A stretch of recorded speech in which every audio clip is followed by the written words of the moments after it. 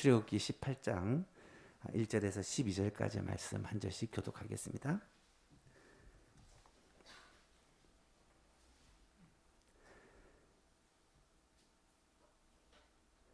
모세의 장인이며 미디안 제사장인 이드로가 하나님이 모세에게와 자기 백성 이스라엘에게 하신 일 곧 여호와께서 이스라엘을 애굽에서 인도하여 내신 모든 일을 들으니라.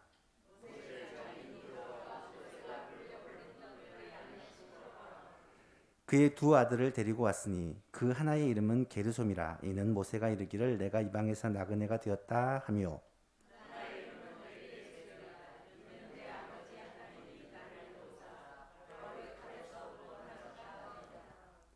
모세의 장인 이드로가 모세의 아들들과 그의 아내와 더불어 광야에 들어와 모세에게 이르니 곧 모세가 하나님의 산에 진친 곳이라.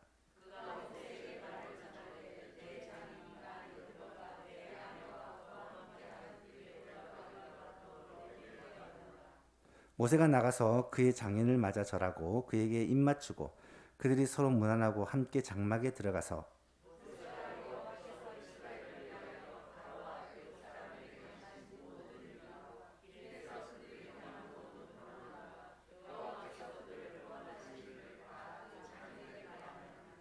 이드로가 여호와께서 이스라엘에게 큰 은혜를 베푸사 애굽 사람의 손에서 구원하심을 기뻐하여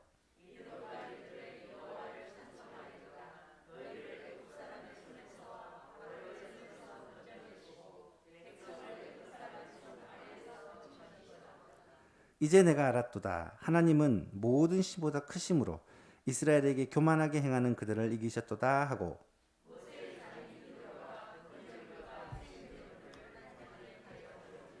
아론과 이스라엘 모든 장로가 와서 모세의 장인과 함께 하나님 앞에서 떡을 먹으니라. 아멘. 출애굽기에 출애굽 이후의 여정들을 함께 살펴보고 있습니다. 이스라엘 백성들은 가까운 해변길이 있었지만 하나님은 그 길로 인도하지 않으시고 일부러 먼 광야길, 홍해 광야길로 인도를 하십니다. 그렇게 광야를 따라 광야 끝 에담이라는 곳에서 처음으로 불기둥과 구름기둥이 이스라엘 백성들과 함께 동행하기를 시작해서 이것이 이스라엘 백성들을 인도하여 가는데 홍해로 인도합니다. 앞에는 바다가 놓여 있고 뒤에는 애국 군대들이 추격을 하는 상황에 하나님께서 홍해를 가르시고 바다를 길처럼 건너는 그런 기적을 체험하게 되죠. 애국 군대들은 이스라엘 백성들을 추격하다가 물에 수장되는 그런 놀라운 일이 일어납니다. 3일쯤 가니까 마라라는 곳이 나타나는데 먹을 물 때문에 원망을 하니까 하나님께서 나무를 지정하여 그 나무를 이 물에 넣으니까 쓴 물이 달게 되었다라고 기록을 하죠. 잠시 후에 엘림이라는 곳에 가니까 종려나무 70주와 물샘 12이 그곳에 있습니다. 그렇게 신광야로 들어와서 신광야를 걷다 보니까 먹을 것이 없어서 고통하는 백성들에게 아침에는 만나를 하늘에서 내려주시고 저녁에는 메추라기를 내리셔서 그렇게 굶주림을 해결해 주십니다. 르비딤이라는 곳에 도착을 했습니다. 르비딤에서는 여러 가지 일이 생겨나는데요. 먼저는 물이 없어서 원망하는 백성들에게 반석을 쳐서 물이 내게 했다라고 기록을 하고 있고요. 두 번째로는 아말렉과 전쟁을 하게 되었는데 이 아말렉과의 전쟁에서 여호와의 니시 하나님께서 승리를 주시는 장면이 나타납니다. 칼을 들고 싸워서 이긴 승리라기보다는 모세의 기도로 말미암아 이긴 승리다. 그래서 기도로 승리한 전쟁이다라고 말할 수가 있겠습니다. 지난 시간에 우리는 이 전쟁에 대해서 살펴보면서 오늘 우리도 영적인 전쟁을 계속해서 하게 되는데 어떻게 기도로 승리를 할 수 있을까? 이에 대해서 함께 생각해 보았죠. 먼저 기도할 때 믿음으로 기도해야 된다라고 말씀을 드렸습니다. 하나님의 약속을 믿는 것이죠. 오늘날로 얘기하면 하나님의 말씀을 붙드는 것입니다. 하나님의 말씀을 붙들고 기도하는 것. 이것이 기도에서 승리하는 비결이라는 것입니다. 두 번째는 끝까지 계속해서 기도하는 것입니다. 몇 번 기도해보고 응답이 없으면 포기하는 것이 아니라 응답 주실 때까지, 하나님께서 이 문제를 해결해 주실 때까지 끝까지 기도하는 것입니다. 기도에는 이런 끈질김이 꼭 필요하다는 것이죠. 마지막으로는 연합하여 기도하는 것입니다. 모세가 혼자 올라갔다면 실패했을 수도 있습니다. 하지만 아론과 훌이라는 동력자가 함께 올라가서 이 모세의 손을 붙들고 함께 기도했기 때문에 끝까지 기도할 수 있었고 기도에서 승리할 수가 있었다라는 것이죠. 오늘날에도 교회가 함께 모여 기도하는 기도가 너무 중요합니다. 물론 각자의 삶의 주소에서 각자 하나님과 교제하며 기도하지만 이런 중요한 일들을 앞두고는 교회가 함께 모여 합심하여 기도할 때 하나님의 역사를 체험하는 경우가 많다라는 것이죠. 오늘은 역시 리브딤에서 일어난 일입니다. 이 리브딤 장소가 어디냐면 시내산 바로 입구라고 생각하시면 돼요. 그래서 하나님의 산, 신의 산이라기도 하고 호렙산이라기도 하는 이 하나님의 산 입구에 있는 리브딤에서 이번에는 모세의 장인인 이드로가 방문하는 장면이 나타나고 있습니다. 이드로가 모세의 장인이죠. 1절에 보니까 모세의 장인이며 미디안의 제사장인 이드로가 하나님이 모세에게와 자기 백성 이스라엘에게 하신 일, 곧 여호와께서 이스라엘을 애굽에서 인도하여 내신 모든 일을 들었다라고 기록을 합니다. 이드로는 우리가 앞에서 살펴보았듯이 출애굽기장에서 모세가 왕궁에서 자라다가 민족을 구하려다가 애굽 사람을 쳐 죽이고 이것이 들통난 후에 도망을 갑니다. 멀리 도망을 하다 보니까 미디안까지 이르게 되고 그 미디안에서 물깃는 십보라를 만나게 되고 십보라의 집에 가서 그곳에 거하여 살게 됩니다. 십보라와 결혼을 하게 되고 그의 아버지를 장인으로 맡게 되는데 그 장인 이드로가 바로 미디안의 제사장이다라는 것입니다. 미디안의 제사장이라는 표현이 여러 번 나타납니다. 출애굽기 2장에도 나타나고 오늘 본문에도 기록되어 있는데요. 미디안이 어디냐? 미디안은 아브라함이 나중에 사라가 죽고 나서 후처 그두라를 취하는데 그에게서 여섯 아들이 나옵니다. 그 중에 한 명이 미디안입니다. 이 미디안의 자손들이 미디안 족속들이고 그들이 거한 땅이 미디안이라는 것을 알 수 있습니다. 아마도 이 광야 어딘가에 거했을 것이다 라고 추측을 할 수가 있는데요. 여기서 우리는 자연스럽게 질문을 한 가지 합니다. 이 미디안이 하나님을 섬기는 그런 족속은 아니잖아요. 그러면 과연 미디안의 제사장인 이드로가 하나님을 섬기는 제사장이었을까? 아니면 그들의 신, 미디안의 신을 섬기는 이방 신을 섬기는 제사장이었을까? 그 사실에 대해서 뭐 정확하게 나타나 있지는 않지만 오늘 본문을 보니까 이드로가 적어도 하나님을 알고 있었고 하나님을 경외하는 사람이었다는 것을 알 수가 있습니다. 사실 이 이드로라는 모세의 장인은 또 하나의 이름이 있습니다. 르우엘이라고 성경에 이 르우엘과 이드로가 번갈아 가면서 나옵니다. 이 르우엘이라는 말이 히브리어로 하나님의 친구라는 뜻입니다.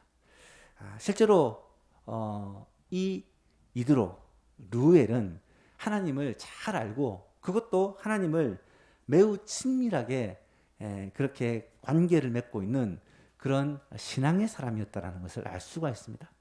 잘 생각해 보면 성경에 아브라함의 자손이나 혹은 이스라엘 백성에 속하지 않는 사람 중에서도 하나님을 알고 경외하는 사람들이 종종 있다라는 것을 알게 됩니다. 구약 시대에도 말입니다. 예를 들면 살레망 멜기세덱은 아브라함을 축복하고 아브라함이 멜기세덱에게 그렇게 경배를 합니다. 이 멜기세덱 같은 경우는 거룩한 하나님의 제사장이라고 기록을 하고 있죠. 물론 이때 이 살렘은 아브라함과는 상관이 없는 곳이었습니다. 또 성경에 나온 인물 중에 우스 사람 욥이라는 사람도 아마 아브라함 시대의 사람일 것으로 추측이 되는데 우스가 어딘지 그리고 어떻게 하나님을 알게 됐는지는 알 수 없지만 어쨌든 욥기를 읽어보면 그가 매우 경건하여 하나님을 섬기는 사람이었다는 것을 알 수가 있습니다. 그 밖에도 레갑 족속의 조상이었던 요나답 같은 사람도 이스라엘 민족은 아니었지만 하나님을 경외하고 섬기는 사람이었다라는 것을 알 수가 있죠. 여러분, 이 미디안의 제사장 이드로가 우리가 생각하는 그 성전이나 성막에서 섬기는 그런 제사장은 아닐지 모르지만 분명히 하나님을 섬기는, 하나님과 매우 친밀한 관계를 누리는 그런 사람이었을 것이다 라고 추측할 수 있고요. 이드로가 지금 모세를 찾아온 것입니다. 사위죠. 사위를 찾아온 것입니다. 모세의 장인이며 미디안 제사장인 이드로가 하나님이 모세에게와 자기 백성 이스라엘에게 하신 일, 곧 여호와께서 이스라엘을 애굽에서 인도하신 내신 모든 일을 들었다. 왜 찾아왔냐면 이 모세의 소식을 들었기 때문에. 여러분, 이드로는요, 모세가 십보라와 결혼을 하고 40년을 이드로의 집에서 삽니다. 뭐라고 할 수 있습니까? 지금 아내의 집에 들어가 사는 거죠. 그곳에서 40년 동안 살면서 성경에 보니까 장인의 양을 쳤다. 자기 양도 아니에요. 장인의 양을 치면서 그렇게 지냈다라는 것을 알 수가 있습니다. 아무것도 없이 빈손으로 간 그런 모세잖아요. 모세가 그곳에서 갑자기 하나님의 콜링을 받습니다. 떨기나무 사이에서 부르신 하나님을 만나게 되고 내 백성 이스라엘을 구원하러 애굽으로 가겠다라고 말했을 때 보통 사람 같으면 무슨 일이냐고, 그 말도 안 되는 일이지 않느냐, 너무 위험한 일이지 않느냐, 바로가 어떤 사람인데 말릴 만도 한데 그때 이드로는 말리는 대신에 축복하고 환송하면서 보내주는 모습을 보게 됩니다. 그렇게 보내고 난 후에 한참이 지난 후에 소식을 듣게 됩니다. 하나님께서 이스라엘 백성들을 돌보시사 애굽에서 구원하여 주시고 애굽 출애굽하여 지금 광야를 지나 가나안 땅으로 가고 있다라는 소식을 들었겠죠.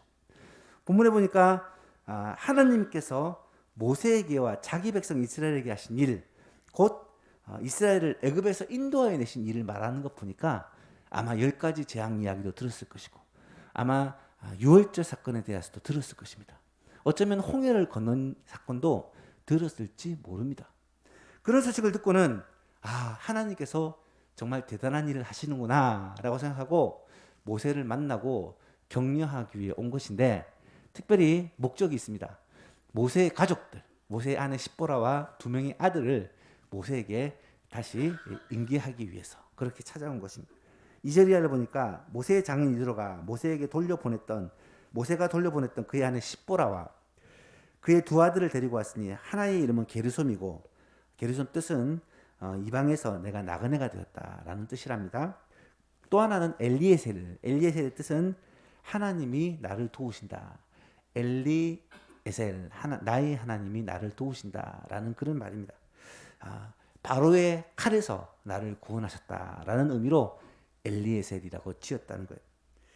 출애굽기 4장을 읽어보면 하나님의 부르심을 받고 모세가 이제 애굽 땅으로 가면서 십보라와 2 아들과 가족들을 함께 데리고 출발합니다.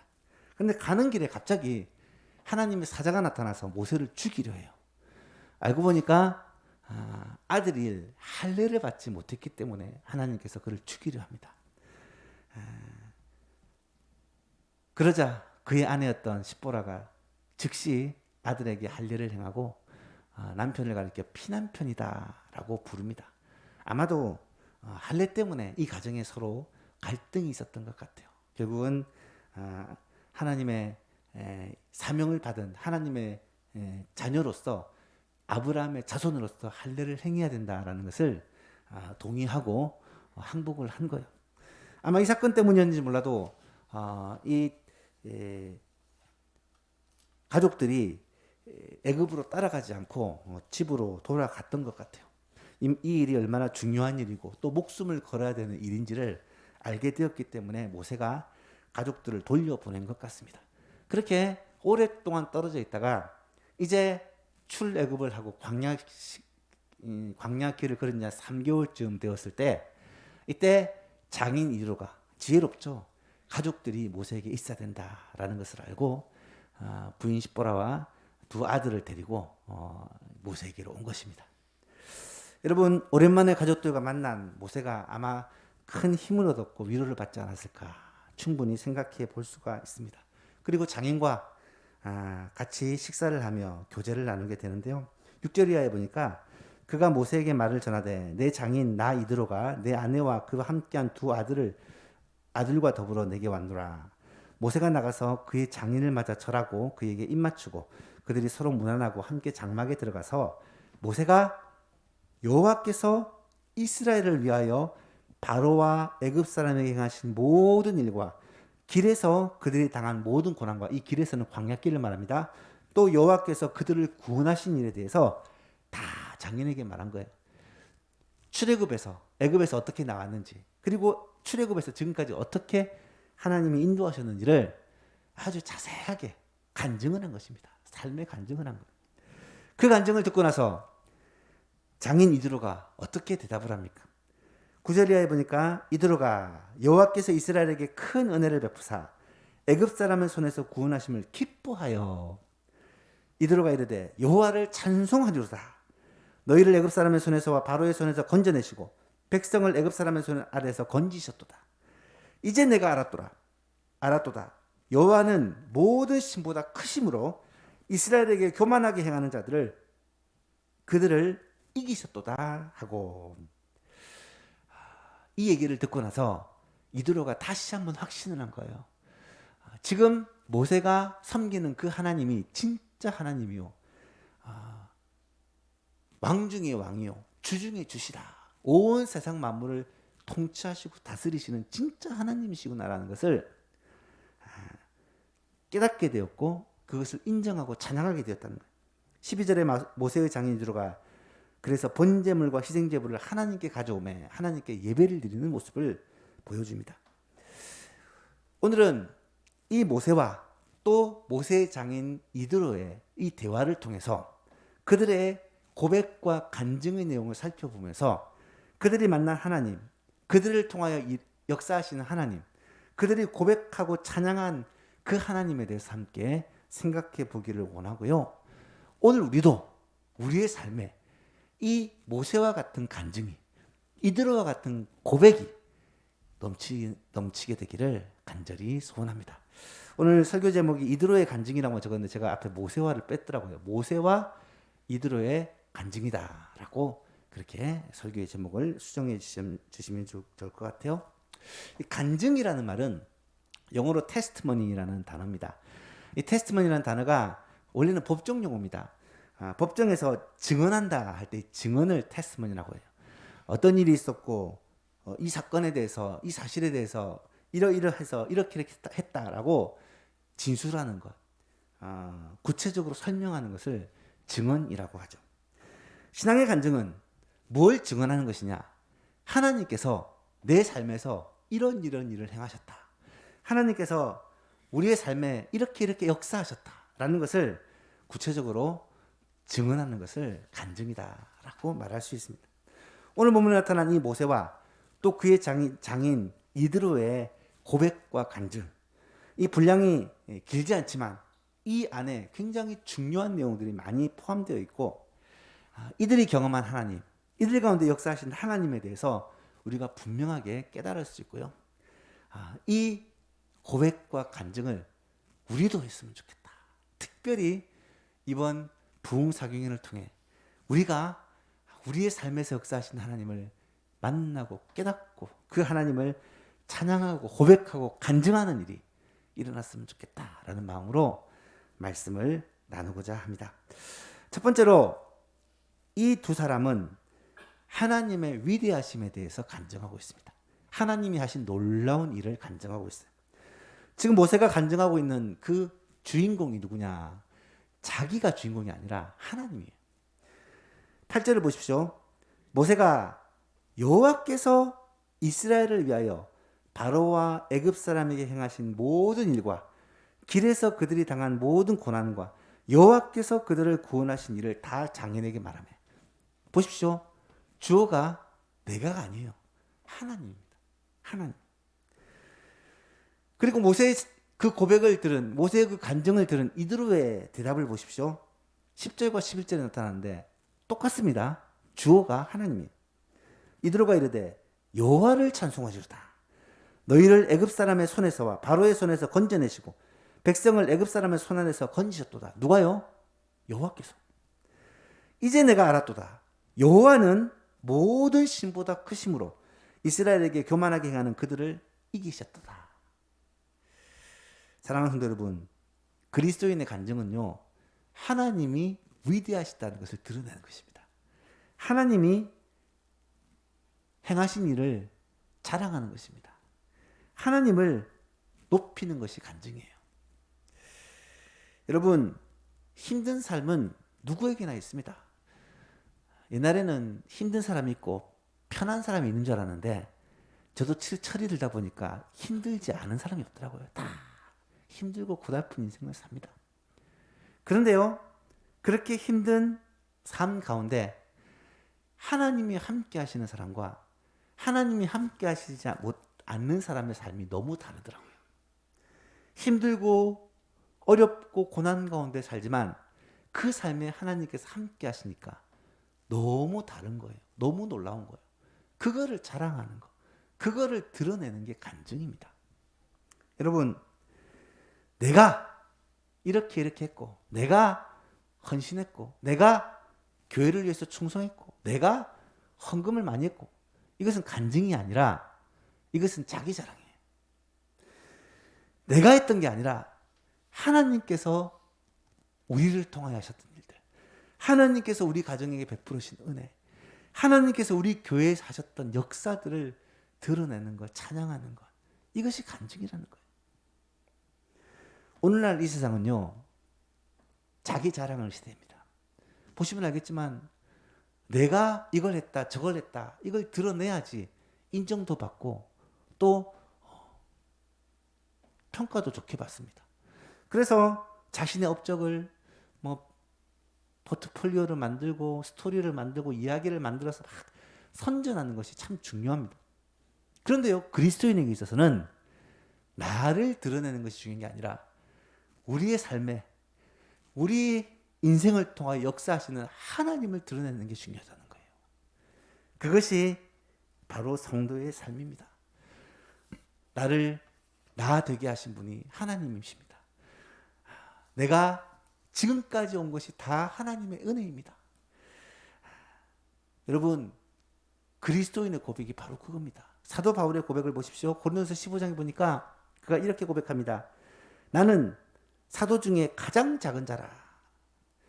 하나님께서, 예수님께서 부활하신 후에 사도들에게 나타나시고 마지막으로 나에게 찾아오셨다는 거예요. 그러면서 나는 사도 중에 가장 작은 자라. 나는 하나님의 교회를 박해하였으므로 사도라고 불릴 자격이 없는 자다. 그러나 내가 나 된 것은 하나님의 은혜로 된 것이니 내게 주신 그 은혜가 헛되지 아니하여 내가 모든 사도보다 더 많이 수고하였지만 내가 수고한 게 아니라 오직 나와 함께 하신 하나님의 은혜로 된 것이다.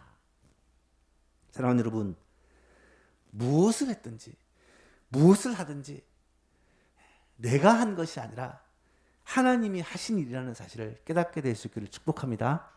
그것을 깨닫고 고백하는 게 성도의 마땅한 간증이라는 거예요. 이솝우화 중에 이런 얘기가 있더라고요. 제가 스토리를 보니까 재밌어서 소개를 합니다. 혹시 그 개구리와 독수리 얘기 아십니까? 개구리가 평생 소원이 맨날 땅바닥에서만 뛰다 보니까 좀 높은 곳에 가서 세상을 많이 보고 싶은 거예요. 어느 날 하늘을 훨훨 날아다니는 독수리가 너무 부러워서 독수리한테 야, 나도 하늘을 한번 날아보면 정말 좋겠다. 그랬더니 독수리가 방법이 있다고. 내 다리를 네가 입으로 꽉 물고 있으면 내가 하늘 높이 날아줄게. 그러면 하늘을 다 내려다볼 수 있다고. 그래서 이 독수리에게 독수리의 다리를 물었어요. 독수리가 경고합니다. 절대로 입을 벌리면 안 돼. 입을 벌리면 너는 떨어져 죽는다. 그렇게 입을 다물고 하늘을 바라보고 온 땅을 바라보고 날고 있는데 문제가 뭐냐? 저 밑에서 이 개구리의 친구들이 이 개구리가 나는 모습을 보고 너무 부러운 거예요. 밑에서 난리가 났습니다. 우와, 어떻게 그런 생각을 다 했냐고. 어떻게 하늘을 날 생각을 다 했냐고. 독수리에게 매달려 있는 느낌이 어떠냐고. 막 밑에서 이야기 환호성이 터집니다. 근데 한 친구가 이런 얘기를 했어요. 야, 그런 기발한 방법을 누가 생각해냈냐? 그랬더니 이 개구리가 업된 마음에 내가 이러다가 납작하게 되었다라는 그런 이야기가 이솝우화에 나타납니다. 여러분, 사람은요, 내가를 참 중요하게 생각해요. 내가 이 교회에, 내가, 그런데요, 교회에서는요, 이 내가라는 단어가 사라져야 돼요. 목사가 한 게 아니에요. 장로가 한 게 아니에요. 교회는요, 하나님이 하시는 것입니다. 이 교회는요, 주님이 하시는 거예요. 우리 교회에서는 하나님의 이름만이 높아지기를 원하고, 우리 교회에서는 예수님의 이름이 높아지기를 간절히 소원합니다. 그게 진짜 간증이라는 것입니다. 두 번째로, 그들은 하나님께 받은 은혜를 지금 간증하고 있습니다. 모세는 애굽에서 미디안 광야로 도망가서 40년 동안 장인의 양떼를 치는 그런 삶을 살았잖아요. 그런데도 그는 하나님을 잊지 않고 살았다라는 것을 알 수 있습니다. 어떻게 알 수 있느냐? 자식들의 이름을 지은 것을 보면 알 수 있어요. 오늘 본문 3절과 4절에는 자식들의 이름을 해석을 한 게 나옵니다. 첫 번째 아들이 뭐냐? 게르솜입니다. 게르솜. 게르솜은 나그네라는 뜻인데요. 순례자, 나그네라는 뜻인데, 내가 지금 이방에서 나그네 생활을 하고 있다. 내 민족은, 내 백성은 애굽에 있는데 내가 도망해서 나그네 생활을 하고 있다라는 의미로 지은 것이지만, 동시에 내가 애굽에서의 부귀영화와 그 많은 것을 누리다가 지금 나그네로 고생하고 있지만 이것이 결코 헛된 것이 아니라는 고백이 담긴 말이에요. 또 한 가지, 두 번째 아들의 이름을 엘리에셀이라고 짓습니다. 엘리에셀의 뜻은 엘리, 나의 하나님, 에제르, 도움이란, 나의 하나님이 도움이시다라는 그런 고백인데요. 하나님이 나의 도움이시다.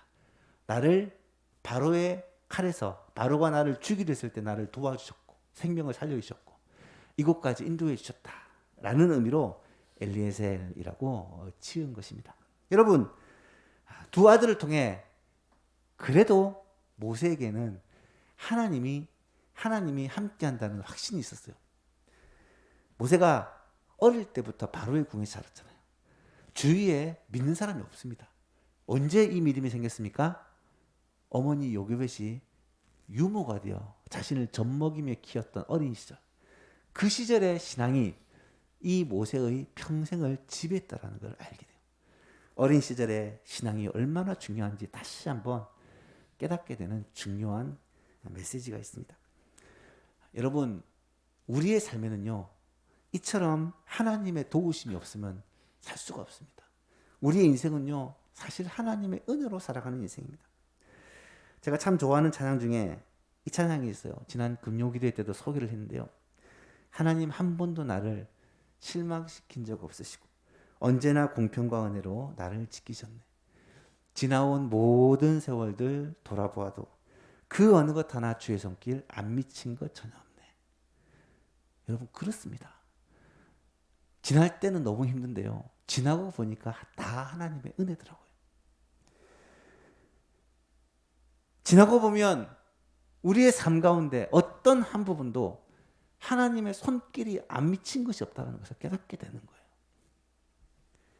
하나님은 내가 너를 떠나지도 않고 내가 너를 버리지도 않겠다고 약속하셨고, 그 약속하신 주님께서 지금도 나와 함께 하시고 나를 지키사 이후로도 영원토록 우리를 지키시리라고 확신합니다. 이 고백이 우리들의 간증이라는 거예요. 사랑하는 예수망교회 성도 여러분, 이 고백과 간증이 우리에게도 있게 되기를 간절히 소원합니다. 우리는 하나님의 은혜로 사는 자요. 여러분, 우리 가정은요, 하나님의 은혜로 살아왔습니다. 한번 잘 생각해 보세요. 돌아보세요. 하나님의 은혜가 우리의 가정과 우리의 자녀들에게, 또 우리의 생업에 어떻게 함께 하시는지. 우리 교회도 말할 것도 없죠. 여러분, 하나님의 은혜로 여기까지 오게 된 것입니다. 그걸 부인할 사람은 아무도 없습니다. 우리의 삶을 깊이 묵상하며 묵상할수록 나 개인이나 가정이나 교회나 이 나라 이 민족 가운데 하나님의 은혜의 손길이 있다는 것을 우리는 깨달을 수밖에 없다는 것입니다. 그걸 간증하는 거예요. 그것을 노래하는 것입니다. 마지막으로 그들은 하나님을 찬양하면서 간증합니다. 중요합니다. 8절과 10절 11절을 다시 보시면 모세의 간증입니다. 모세가 여호와께서 이스라엘을 위하여 바로와 애굽 사람에게 행하신 모든 일과 길에서 그들이 당한 모든 고난과 여호와께서 그들을 구원하신 일을 다 장인에게 이야기를 합니다. 이 얘기를 다 듣고 나서 장인이 대답을 합니다. 이들로가 말하기를 여호와를 찬송하리로다. 너희를 애굽 사람의 손에서와 바로의 손에서 건져내시고 백성을 애굽 사람의 손 아래서 건져내셨도다. 이제 내가 알았도다. 여호와는 모든 신보다 크심으로 이스라엘에게 교만하게 행하는 그들을 하나님께서 치셨고 갚아주셨다라는 것입니다. 사랑하는 여러분, 하나님께서 하신 일들을 깨닫고 알고 그 하나님을 찬양하는 것 얼마나 아름다운 간증인가요? 사실 이 모세에 대해서 어쩌면 가장 잘 아는 사람이 이드로입니다. 생각해 보세요. 모세가 40살 되었을 때, 그때까지는 애굽의 왕궁에서만 지내다가 쫓겨나가고 죄인이 되어 쫓겨난 후에 40년 동안을 이드로의 집에서 지냅니다. 날마다 본 거예요. 이드로의 양을 칩니다. 이드로의 딸을 아내로 삼았습니다. 그렇게 이드로의 집에서 40년을 살면서 이 모세가 어떤 사람인지를 너무 잘 알고 있어요. 참 마음이 약한 모세, 말주변이 없어서 입술이 둔하다고 할 만큼 이 언변이 약한 모세, 기질상으로 우울증이 심한 모세, 우직하고 착하지만 카리스마적 리더십이라고는 찾아볼 수 없는 이 모세가 하나님의 부름을 받고 바로왕 앞에 서가지고 내 백성을 보내라고 그렇게 주장할 수가 있다는 걸 상상도 할 수 없겠죠. 그런 모세가 수백만이 되는 이스라엘 백성들을 영도하여 이끌어서 이 광야를 지나가게 한다는 것을 상상도 할 수 없었던 거예요. 한번 생각해 보세요. 어제까지 우리가 만나고 보던 집사님, 권사님, 장로님이 갑자기 대통령이 됐다고 생각해 보세요. 이거는 있을 수가 없다라고 생각하겠죠. 그런데요, 그게 눈앞에 지금 펼쳐진 거예요. 이것이 어떻게 가능했겠습니까? 한 가지, 하나님이 모세와 늘 함께 하신 하나님의 능력과 권능과 하나님의 그 은혜가 이 모세와 함께한 것을 보고 깨달은 거예요. 그래서 모세 대단하다 이 말 한마디도 안 해요. 하나님 대단하다, 하나님 정말 대단하시다라고 고백할 수밖에 없다라는 사실입니다. 사랑하는 예수만교회 성도 여러분, 이것이 우리의 고백과 간증이 돼야 돼요. 하나님 대단하십니다. 정말 하나님 대단하십니다. 하나님이 하신 일을 찬양하지 않을 수 없습니다. 하나님이 행하신 일들을 우리가 높이지 않을 수 없습니다. 이것이 바로 우리의 간증이라는 거예요. 오늘도 우리가 찬양했죠. 이것이 나의 간증이요, 이것이 나의 찬송일세, 나 사는 동안 끊임없이 구주를 찬송하리로다. 여러분, 이 찬양 아시죠? 누가 이 찬양시를 지었을까요? 파니 크루스비라는 여인이 이 찬송시를 지었어요.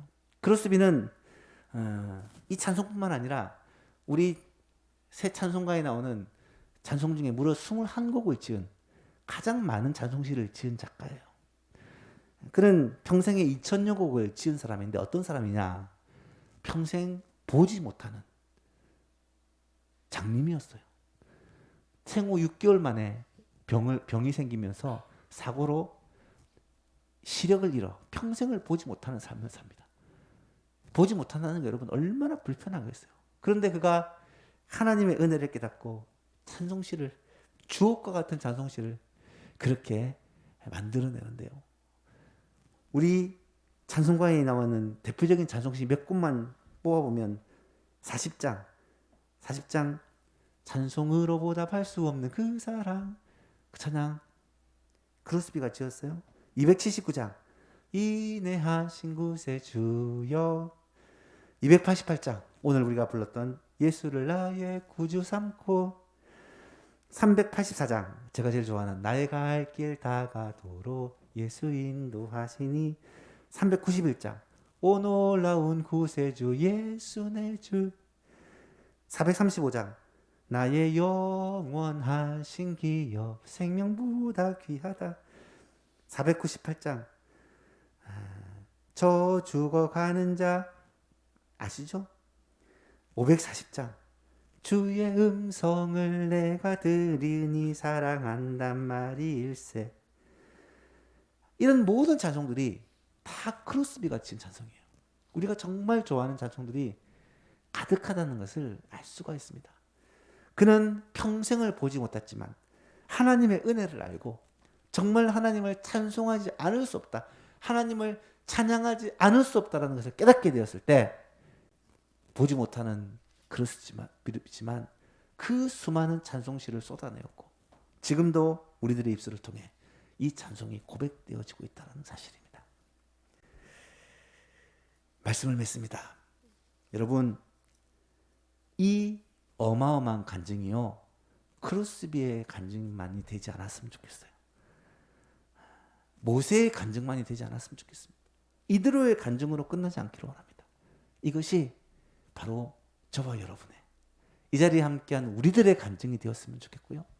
특별히 이번 부흥사경을 통하여 나의 간증, 우리의 가족들의 간증, 우리 예수만 교회의 간증이 되기를 중심으로 바랍니다. 어떤 간증을 했습니까? 그들은 하나님의 위대하심을 간증합니다. 하나님 드러내고 자랑한 거예요. 그들은 하나님으로부터 받은 은혜를 간증했습니다. 하나님께 받은 은혜가 한이었다. 그리고 그들은 하나님을 찬양하며 간증합니다. 하나님을 찬양하지 않을 수 없다는 고백이죠. 이 고백이 우리들의 고백과 간증이 되기를 간절히 원하고 이번 부흥사경회를 통하여 꼭 이 고백과 간증을 우리가 하나님께 올려드리는 복된 시간이 되기를 예수님의 이름으로 축복합니다.